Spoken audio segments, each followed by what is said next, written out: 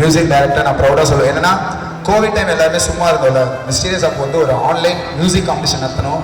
அப்போ ப்ரோ வந்து எப்படியோ டச் ஆகி அப்போதுலேருந்து ஒரு திருவிழா நடந்து ப்ரோ அது பண்ணுறேன் இதை பண்ணுறேன்னு சொல்லிட்டு ப்ரோ நான் மியூசிக் பண்ணுறேன் ப்ரோ டக்கட் பண்ணுறேன் ப்ரோ நான் ஏஆர் ரகுமான் ஸ்டுடியோவில் இருக்கேன் ப்ரோ அப்படின்னு.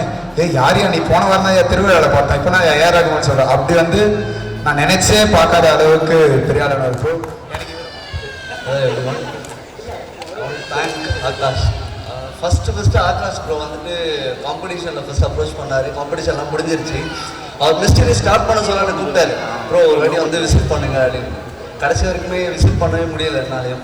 ஏன்னா நான் வந்துட்டு இப்போ கரண்ட்லி கன்னடா மூவியில் 2 படம் கம்ப்ளீட் பண்ணி 3rd படம் ஸோ ஃபர்ஸ்ட் மூவி வந்துட்டு இன்னும் ஒரு 2 months ரிலீஸ் ஆகிடும். ஸோ இந்த வாட்டி ஆக்சுவலி பெங்களூர் போக வேண்டியது இவர் கூப்பிட்டுட்டாரு, நம்ம போக மாதிரி கூடாது அப்படின்னு சொல்லிட்டு சரி ஓகே ஸ்கெட்யூல் சேஞ்ச் பண்ணிட்டு உடனே வந்தேன். பட் இங்கே வந்த ஸ்டூடெண்ட்ஸ் எல்லாருமே வந்துட்டு வெரி எனர்ஜெட்டிக். ஃபஸ்ட்டு நான் பார்க்க நானும் சின்ன வயசில் வந்துட்டு வீட்லேயே உட்காந்துட்டு இருந்தேன், இந்த மாதிரி டான்ஸ் பார்த்ததே இல்லை. அதே மாதிரி காலைலாம் நான் வீட்டிலேருந்து கிளம்ப சொல்லுவோம், எங்கள் வீட்டில் சொல்கிறேன் நான் வந்துட்டு ஒரு டான்ஸ் ஷோகேஸ்க்காக போகிறேன், ஒரு கெஸ்ட்டாக போகிறேன்னொன்னே எங்கள் வீட்டில் எல்லாருமே சிரிச்சுட்டாங்க.